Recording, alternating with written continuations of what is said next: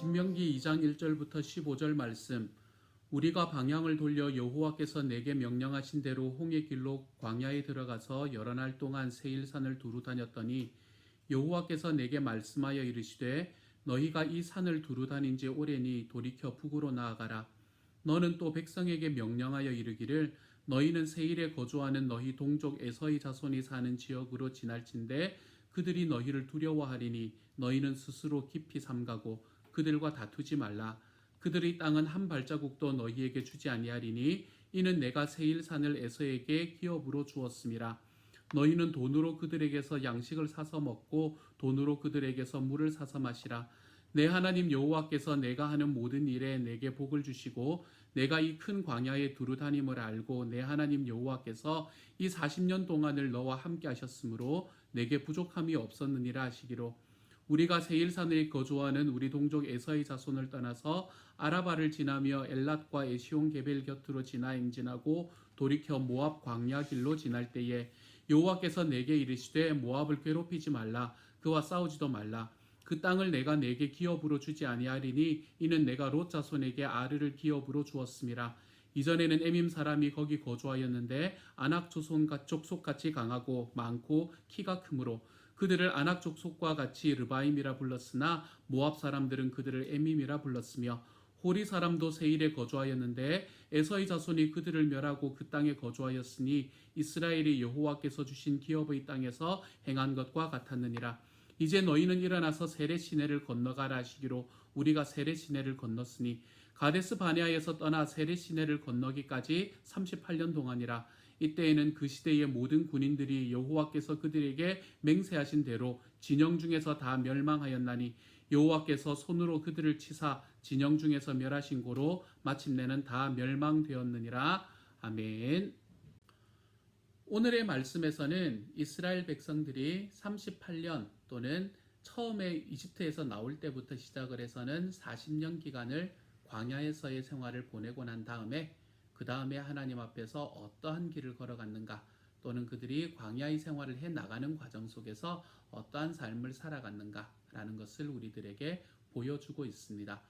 오늘의 말씀의 먼저 첫 시작은 이렇게 이야기합니다. 3절의 말씀이네요. 너희가 이 산을 두루 다닌 지 오래니 돌이켜 북으로 나아가라 라고 말합니다. 광야라는 이름 자체에서 우리가 느낄 수 있듯 광야는 사막이라고 이야기했잖아요. 그렇죠? 광야나 사막 같은 곳에서는 동이 어디인지 서가 어디인지 남북이 어디인지를 정확하게 가늠하고 걸어갈 수가 없는 곳이었을 것입니다. 그들은 먹을 곳이 있는 곳으로 걸어가야만 했었을 것이고 또는 마실 것이 있는 곳으로 걸어가야만 했을 것입니다. 하지만 그들이 이렇게 저렇게 헤매이던 그들의 헤매임의 과정에서 하나님께서는 이스라엘 백성들이 어디로 걸어가야 될지에 대한 내용을 너무나 분명히 알고 계시는 분이었음을 아까 그 말씀에서 이야기하고 계시는 것이죠. 이스라엘 백성들에게 적절한 때가 왔을 때에 하나님께서는 그들에게 이제는 북으로 나아가라 라고 이야기하십니다. 이때 하나님께서는 그 이스라엘 백성들에게는 그 광야 생활을 거치는 동안에 나침반과 같은 역할을 하시는 분이라고 이야기를 할 수 있겠습니다. 나침반과 같이 어느 곳으로 걸어가야 할지 아시는 분. 비록 우리는 광야 안에 있었다고 하더라도 광야 안에 있는 사람들은 그곳이 어느 곳인지 어디로 가고 있는지 잘 모른다고 하더라도 하나님께서는 그 모든 것 가운데서 나침반처럼 모든 사람들의 길을 인도해 주시는 분으로 거기 서 계신다라고 이야기를 하고 있는 것이죠. 하나님께서는 이스라엘 백성들에게 이처럼 어느 곳으로 걸어가야 할지를 알게 만드는 나침반의 역할을 감당하셨을 뿐 아니라 하나님께서는 또한 한 가지의 역할을 더 감당하시는데요. 그것이 오늘의 말씀의 7절과 14절에 나오는 이야기입니다. 7절의 말씀에서는 40년이라는 단어가 나오고요. 14절의 말씀에서는 38년이라는 단어가 나옵니다. 제가 처음에 잠깐 말씀드렸듯이 이 두 가지의 차이점은 가데스 바네아에서 시작을 해서 이스라엘 백성들이 이제 가나안 땅으로 들어가기 직전 이 모압 평지에 올 때까지의 기간, 그때까지 돌았던 기간이 38년이고요. 그리고 이집트에서 출애굽하고 난 다음에 시내산에서의 1년을 거쳐서 가데스 바네아까지 오는 과정 속에 그들이 보냈던 시간이 광야에서 약 2년 정도의 시간이었습니다. 그렇기 때문에 어떤 곳에서는 38년, 어떤 곳에서는 40년이라는 이야기가 나오지요. 하지만 이 두 가지 이야기는 모두 다 동일한 시간을 말하고 있습니다. 이 38년 혹은 40년, 이 40년의 기간 동안 이 이야기를 우리에게 하는 것은 하나님께서는 이스라엘 백성들이 광야 생활을 하는 가운데서 어느 곳으로 가야 할지에 대한 나침반의 역할을 감당해 주셨을 뿐만 아니라 하나님은 그들에게 시계의 역할을 감당하시는 분이기도 하셨다는 것입니다. 어떠한 일들이 우리들에게 광야처럼 다가올 때 우리는 그 광야와 같은 어려움 속에 이것이 언제 어떻게 어떠한 방법으로 해결이 될지를 잘 알지 못하는 경우가 많습니다. 그렇기 때문에 우리는 힘들어하고 앞이 보이지 않기 때문에 시간이 확실하지 않기 때문에 우리는 힘들어하고 어려워하는 때를 경험하게 되지요.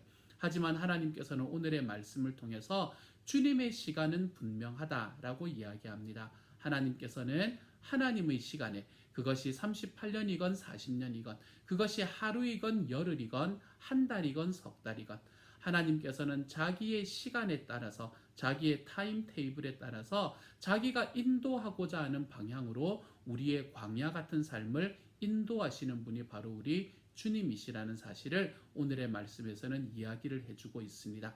그래서 이스라엘 백성들의 이스라엘 백성들의 광야의 삶 속에서 하나님께서 나침반과 시계의 역할을 해주셨듯이 하나님께서는 지금 우리가 살아가는 우리의 인생 속에서도 하나님은 나침반과 시계의 역할을 감당하시는 분으로 서 계실 것이라는 믿음을 우리들에게 가르쳐주고 계시는 것이지요. 사랑하는 여러분, 저는 저와 여러분이 지금 저의 말씀을 듣는 여러분이 어떠한 삶의 광야 속에 걸어가고 있는지 정확히 잘 알지 못합니다. 제가 아는 부분도 있고 그렇지 못한 부분도 있습니다. 제가 알고 있는 부분에 대해서는 열심히 기도하지만 제가 알지 못하는 부분에 대해서는 하나님께서 맡아주십시오 라고 이야기할 수밖에 없는 시간들이 저에게 있습니다. 하지만 그 안에서도 그 어떤 상황 속에서도 제 마음속에 떠나지 않는 한 가지의 확신은 저와 여러분의 삶의 어떠한 상황 가운데서도 주님께서는 우리의 나침반 되어주시고 주님은 우리의 시계가 되어주실 것이라는 그 믿음 하나에서는 흔들리지 않는 삶을 살아갈 수 있게 됩니다. 사랑하는 여러분, 오늘 여러분이 걸어가는 광야와 같은 삶, 사막과도 같은 삶, 이러한 삶들 속에서 우리 하나님, 다시 말해서 나침반이 되셔서 우리의 앞길을 인도하기도 하시고 시계가 되셔서 하나님의 역사가 언제 이루어질지를 우리들에게 말씀도 하시고 보여주기도 하시는 그 주님을 믿고 우리들의 삶의 이 나침반이신 주님, 시계이신 하나님을 우리의 삶에 붙들고 하나님 앞에 이 광야 같은 삶, 좀 더 힘있고 하나님 앞에 더 행복하고 생명 넘치는 삶으로 걸어가 볼 수 있는 주님의 사람이 되기를 소망합니다. 그래서 광야를 넘어 우리가 젖과 꿀이 흐르는 땅에 들어갈 때까지 하나님께서 나의 나침반이 되어주시고 나의 시계가 되어주옵소서. 나의 앞길을 지시하여도 주시고 내가 언제 이 길을 걸어갈지도 가르쳐 주십시오. 기도하고 순종해보는 삶으로 걸어가 볼 수 있기를 소망합니다. 하나님이 나침반 되신다라는 것을 믿는 사람들은 그들의 삶에서 인내할 수 있게 되는 것 같습니다. 순종할 수 있게 되는 것 같습니다. 나침반이신 하나님을 알게 되면 그 하나님께서 우리의 길을 인도하실 때에 내가 그 길로 한 걸음 떼놓아 볼 수 있는 삶을 살아갈 수 있게 되는 것 같습니다. 하나님이 시계인 것을 알고 살아가는 사람은 하나님이 하나님이 나에게 시계가 되신다는 것을 알기에 내가 인내해 볼 수 있는 사람이 될 수 있게 되는 것이죠. 주님의 시간을 기다리고 주님의 시간을 인내하는 삶. 그래서 하나님이 나침반 되시고 나의 삶의 시계 되십니다라는 것은 나의 삶의 그러므로 하나님, 내가 하나님 앞에 순종하고 내가 하나님 앞에 인내하는 삶을 살아가 보겠습니다 라는 것을 고백하는 말씀과 동일한 이야기입니다.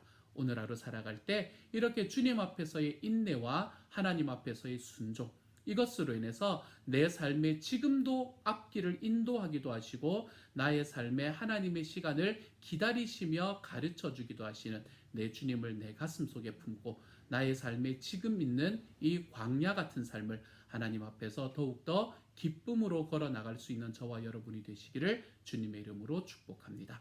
이 시간 같이 한번 기도하겠습니다. 사랑하는 하나님, 우리들의 삶에 나침반이 되시고 시계가 되어주시는 하나님, 주님이 내 삶의 나침반이 되어주시기 때문에 내가 순종할 수 있게 되고, 하나님께서 내 삶의 시계 되어주시기 때문에 제가 인내할 수 있게 됩니다. 하나님, 이 인내와 순종의 삶, 이것이 오늘이 우리의 삶에서 하나님 앞에 경험될 수 있게 하여 주시고, 그래서 내 삶에 역사하시는 주님을 우리의 삶에 깊이 바라보며 걸어가는 그러한 하나님의 사람들이 되게 하여 주셔서 지금 우리의 삶에 닥치고 있는 이 광야와 같고 사막과도 같은 삶 속에서 우리 하나님을 더 깊이 경험하고 하나님 앞에 더욱더 인내하고 순종하며 더욱 기쁨으로 걸어가 볼 수 있는 하나님의 사람들이 되도록 주여 도와 주옵소서. 모든 말씀 우리 주님 예수님 이름으로 기도드립니다. 아멘.